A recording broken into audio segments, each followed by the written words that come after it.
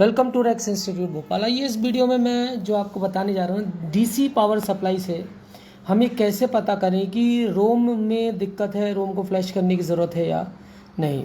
रोम पर पूरा वीडियो मैं बहुत जल्दी एक डालने वाला हूँ। आज मुझे टॉपिक ये है कि डीसी को देखकर हम कैसे पहचाने कि बेसिकली डिस्प्ले आया मतलब रोम की प्रॉब्लम है या क्या है। तो आप ध्यान रखिए, आजकल जो मदरबोर्ड आ रहे हैं इन मदरबोर्डों में क्या कंसेप्ट है, ये बेसिकली 300-400 तक में क्या दे देते हैं, मिली एम्पियर तक में क्या करेंगे, डिस्प्ले दे देंगे। तो यहाँ पर हमने 19 वोल्ट, ये है वोल्ट और ये एम्पियर और ये वॉट कंजम्पशन, ठीक है। तो जैसे ही आप डीसी को लगाते हैं और लेटेस्ट हैं जैसे i9 i10 है, sorry i9th 10th 11th 12th series है, i5 का या i3 का, तो उसमें हमेशा ध्यान रखिए कि जैसे आप डीसी को लगाते हैं और डीसी लगाने के बाद क्या हो रहा है, डीसी जैसे आप लगाएंगे तो लगाने के बाद क्या होता है, देखिए ध्यान से। आपने जैसे ट्रिगर किया, ट्रिगर करने के बाद अब मान लीजिए कि 600-700 पे गया, एकदम से 700 मिली एम्पियर तक जाएगा। उसके बाद वापस क्या होगा, ये 200 और 150 पे आएगा, ठीक है। और 200-150 पे आने के बाद ये क्या होगा, यहाँ पर रोम को रीड करने की कोशिश करेगा।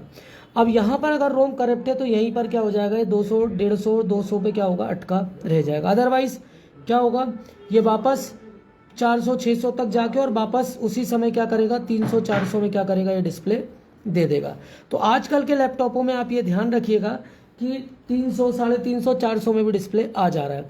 तो जब वो वापस आता है, कोई सा भी लैपटॉप हो, मान लीजिए कि किसी भी लैपटॉप को आपने चालू किया, वो 1500-1600 मिली एम्पियर तक गया, 1600 मिली एम्पियर के जाने के बाद वो वापस कहाँ आएगा, 700-800 पे आएगा। और फिर जब वो डिस्प्ले देगा तो वो 1200-1400 मिली एम्पियर पर क्या करेगा, डिस्प्ले दे देगा। समझ रहे कहानी। अगर आप इसको इस तरह से लगाना चालू करिए, अब वो अगर 700-800 में 1600 से सीधा 700-800 पे अटका हुआ है, तो इसका मतलब क्या है कि रोम को आपको क्या करना है, फ्लैश करना पड़ेगा। तीसरी कंडीशन बताता हूँ, जिन लैपटॉपों में ऑन करते ही 1000-1200 तक जाना है और उनको डिस्प्ले देना है 700 से 800 के बीच में, तो वापस आएगा 500 से 600 के आसपास ही क्या होगा, मूव करेगा। और यहीं पर अगर अटक जा रहा है और वापस वो क्या हो गया, वापस बढ़ के और वापस 700-800 पे नहीं आ रहा है, तो समझ लीजिए कि आपको रोम को क्या करना है, फ्लैश करना है। तो ये रोम को फ्लैशिंग का ये तीनों ऑप्शन है, इस चीज़ को आप हमेशा ध्यान रखिए। इसके अलावा जो एक और चीज़ है कि अगर आपने इसको डीसी को लगाया और बिल्कुल एम्पियर नहीं ले रहा तो उसकी कहानी अलग है। बिल्कुल क्या हो रहा है, 200, 100, 150, 10, 50, 150 पे अटक रहा है, उसकी कहानी अलग है।